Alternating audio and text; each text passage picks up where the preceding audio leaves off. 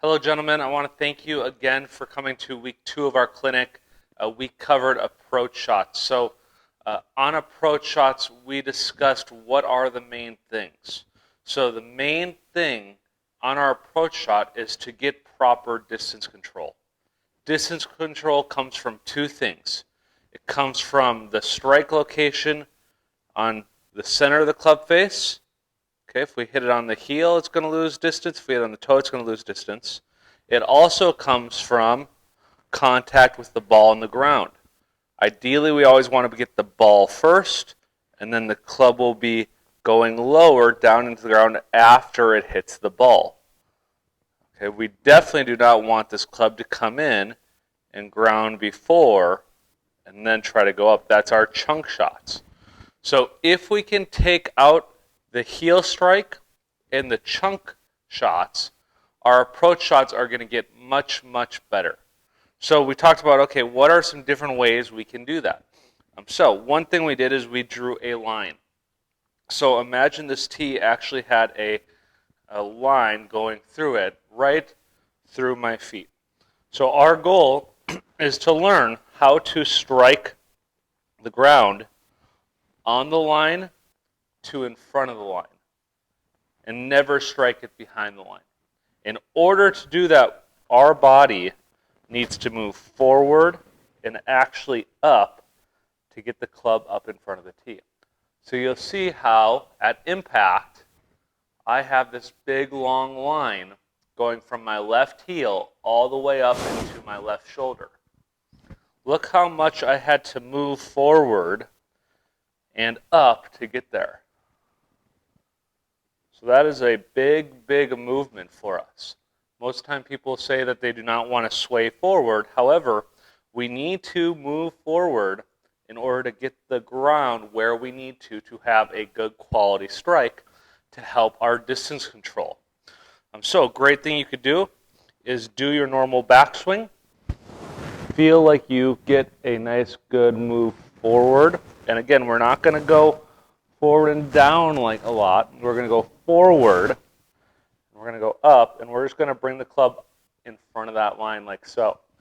That'll help our quality of strike. Alrighty. The second thing you can do is if you are someone that has the problem with the heel strike, you take this tee and you set it right outside the toe of the club. What you can do from here is you can go up to the top, work on bringing that club down, moving your body forward, and getting it to stay inside of the tee. If you're someone that heels the club, you would bring that club down and you would whack that tee. So we're going to start with clubs gently inside the tee. We're going to move our body forward and up and miss that tee, and that'll help teach you how to hit more center of the club face. So once we did kind of those drills and we got that good understanding, I give you one at-home drill to work on moving your body. That drill looks something like this. Club's going to go over our shoulders and we're going to set up. So what you're going to see is I'm going to make a backswing. Again, what you're going to notice how this club is right in the middle of my feet. I haven't swayed way off of it. Right in the center. From here, I have a little shift forward. Notice how I'm moving forward, but I'm not going like this. I'm moving forward, and then from here, my right shoulder goes underneath my chin and up. Okay. So I do a backswing, I shift forward, right shoulder goes underneath. From this view, it's going to look like this. Okay. The wrong way from this view, it would look like this. We definitely do not want that way. So that is a great at-home drill to teach your body how to move properly. Once we did that, we were able to kind of hit some golf balls, start learning contact, and then the last piece is we did talk slightly about direction, and direction's managed by our left hand. So if I put my left hand grip on the club, okay, what I wanted you guys to understand was that if we had a watch on this hand, at impact, that watch face needs to look at our target for most of us. If that watch face is looking to the right, that club's going to be going to the right. If this watch face is moved to the left, that club face is going to move to the left. If it's at the target, then our club face is going to be at our target. So those of you that hit it right, odds are is when you come in, the watch face is pointed to the right. Those of you that hit to the left, odds are the watch face is pointed to the left.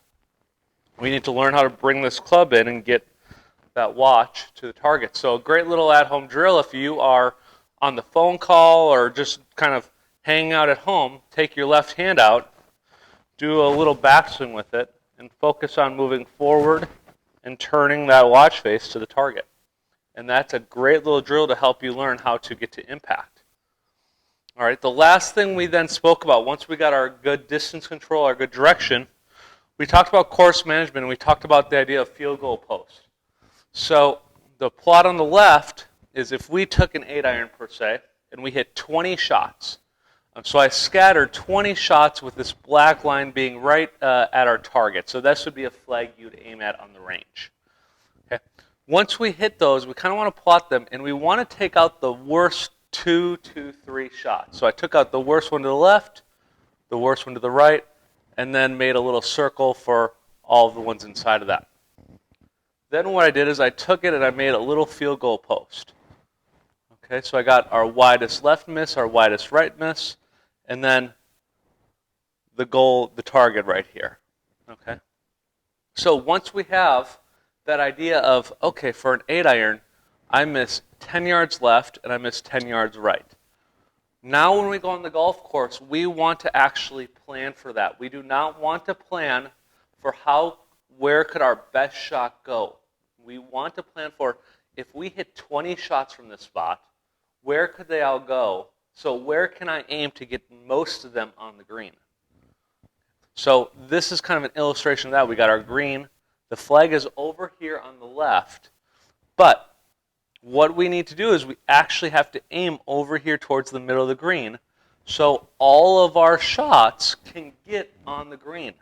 Okay, we can miss left of our target, we can miss right, and they're all going to go on the green. Okay? One thing we learned on the golf course a lot more was how if you miss left, it goes longer, and if you miss right, it goes shorter. Very, very important when you are understanding your aim point of learning if you miss left, it goes too far, miss right, it goes shorter. That's very normal. It's the same for every single person that plays this game. So, Bobby said it great. He said, we want to pick conservative lines and swing like a hero. We do not want to pick hero lines and swing conservatively. That is what the great players do. They will always pick conservative lines and swing aggressively. So that's how you can see those guys rip through those iron shots and have so much confidence, because they are taking into account what their average shot is going to do, not what their best shot is going to do. All right, gentlemen. Another phrase that I like to use is I like to say, plan for the worst and then expect the best. Don't plan for the best and then expect the worst. That's a tough, tough way to play golf. So, a lot of stuff we covered here on approach shots. We're going to tackle different lies and all of that in one full session so we have enough time moving forward. And I look forward to seeing you all next week. We are going to be working off the tee. So we're going to have a great time next week working on how to improve ourselves off the tee. Have a great week, gentlemen.